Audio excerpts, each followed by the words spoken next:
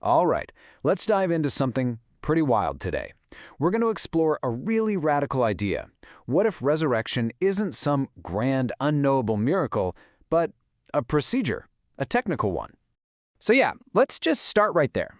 I want you to picture this. Forget all the stuff you've seen in movies, the misty clouds, the pearly gates. Instead, imagine that the afterlife is, well, it's like a border crossing, a heavily guarded frontier. And to get through, it's not just about whether you are a good person. Nope. You need the right paperwork, you need the right passwords. Now this might sound like a cool sci-fi concept, but for two very different groups, and I mean separated by almost 2,000 years, this wasn't a metaphor at all. We're talking about 19th century Latter-day Saints and 2nd century Gnostics. For them, the soul's journey was absolutely governed by rules, by rituals, and by these celestial gatekeepers. See, in their world, death wasn't the end. It was the final exam. So let's start with the first group, the Latter-day Saints. In the early days of the Church, their view of resurrection was different. It wasn't seen as this automatic, universal gift that everyone just gets. For them, it was a priesthood ordinance.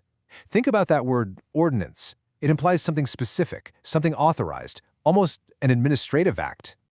Okay, so what in the world are priesthood keys? It's a key concept here, and you should think of them less like a magic wand and more like a cosmic security clearance. Seriously, it's the delegated authority from God to perform a specific, sacred procedure. And get this, according to early Mormon leaders, one of the ultimate procedures you could be authorized to perform was the resurrection itself. And listen to the language Brigham Young uses here. It's so precise. He says someone will be ordained to this power. That word ordained is so deliberate, right? It's not just chosen or inspired. It implies a formal official transfer of authority. So the resurrection isn't this big, spontaneous, chaotic event. No, it's a conducted, officiated ordinance. What this all adds up to is this kind of cosmic legal system. Resurrection became a right you could actually earn. And how? Through temple rites. These rites gave you the spiritual equivalent of legal papers, the signs and tokens you needed to get past these celestial checkpoints, which were manned by, and this is their term, sentinels. The whole idea was that a father, once resurrected, would then be given the authority to call up his own family, creating this incredible patriarchal chain that would stretch all the way back to Adam. Okay, hang on. Now we're going to jump in a time machine and rewind about 1,700 years, all the way back to the deserts of Egypt, because in 1945, something incredible was found, the Nag Hammadi Library, and this discovery gave us a direct, unfiltered look into the world of the ancient Gnostics. And guess what they believed about the afterlife? Oh, it's going to sound astonishingly familiar. I mean, just listen to this quote from the Gnostic Gospel of Philip. It is an absolute bombshell. It says that for them, resurrection wasn't something you just sit around and wait for after you die. Not at all. It was an awakening, an initiation that had to happen while you were still alive. And if you didn't achieve this spiritual resurrection in this life, well then, death was a dead end. You received nothing. So this wasn't your everyday awakening. It was this deep, profound enlightenment, something you achieved through secret knowledge and special rituals.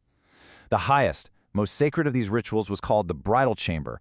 It was a rite of unification with the divine, and interestingly, it has some really striking parallels to the Mormon temple sealing ceremony.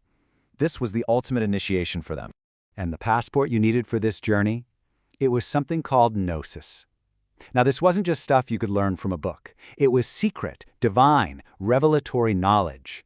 It was about knowing who you really are, where you came from, and, this is the critical part, knowing the actual passwords you needed to get past those cosmic gatekeepers. They called them the archons. And these weren't friendly guards. They were seen as these malevolent, celestial toll collectors whose whole job was to guard the path, trap your soul, and stop it from returning to the divine. Okay, and this is the moment. This is where these two worlds, one ancient, one modern, just completely collide. Because the early Mormons had their sentinels, right?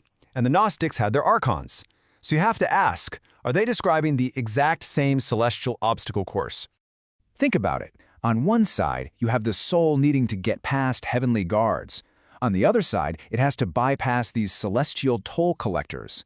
In both systems, the journey isn't some gentle float up to the clouds. It's a challenging, difficult ascent through a whole series of checkpoints that demand you show your credentials.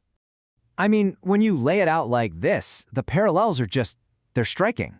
You have the same obstacle, a gatekeeper. You have the same requirement, secret knowledge, and authority. You get that knowledge through a sacred, high-level ritual. And the ultimate goal? To transcend mortality and become a god or achieve unity with the divine. The blueprint it's almost identical.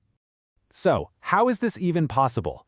I mean, really, are we supposed to believe that these are just two random groups, separated by centuries and continents, who just happen to dream up the exact same, incredibly elaborate vision of the cosmos? Or, and this is what early Latter-day Saints would probably suggest, is this actual evidence of a restored ancient truth? Okay, so what is the point of all this? This cosmic bureaucracy. Why all the passwords and the keys and the sentinels? Well, the why behind it all is maybe the most profound part of this entire story. It's because, for both of these traditions, salvation wasn't a simple, you're forgiven. It was an intensive education. It was a training program. You couldn't just stumble into godhood. You had to learn how to be a god. You had to understand the laws, the order, the whole administrative structure of the universe just to be able to navigate it. So you can see the soul's journey in both systems really follows this very clear step-by-step path. Step 1 is the diagnosis. You're spiritually asleep, you're dead. Step 2 is education. You have to learn the divine plan. Then comes Step 3, credentialing. You receive the keys, you get the knowledge. This allows you to move to Step 4, the ascent. You navigate the gatekeepers and pass the tests. And finally, Step 5 is graduation. You achieve that state of perfection and wholeness. And what exactly was this perfected state they were aiming for? Well, both traditions were after something they called a luminous body. Now, this is interesting. The Gnostics were often pretty down on the physical body, but Joseph Smith had this really radical teaching that all spirit is matter. And that idea actually bridges the gap between them, suggesting this unified quest for a perfected, glorious form that's both spirit and substance. So where does all of this leave us? What does it all mean? We've basically uncovered this shared, sacred blueprint for the afterlife, hidden in two profoundly different worlds. And the takeaway here, it's really powerful. Because this vision of religion, it isn't a passive one where you just sit back and wait to be saved. No, it's incredibly demanding. It suggests a God who isn't just some distant savior figure, but a divine mentor, a CEO who is actively inviting humanity into the family business of the cosmos. And what is that business? The work of creation, of governance, and yes, even resurrection. You see, you aren't just saved, you're being trained to become a savior yourself. So in this worldview, the resurrection, it isn't the end of the story. It's the climax. It's the final rite of passage. It's the ultimate graduation ceremony, where every piece of knowledge you've gained is finally put to the test. It's that one singular moment when the key is turned, the sign is given, and that sentinel finally steps aside. And that leaves us with one last thought to chew on. If the resurrection is a sacred procedure, an ordinance that actually requires knowledge and authority, then what exactly are we all practicing for right now in our daily lives? How might thinking that way change things? Because maybe, just maybe, the real work of resurrection begins long, long before the grave.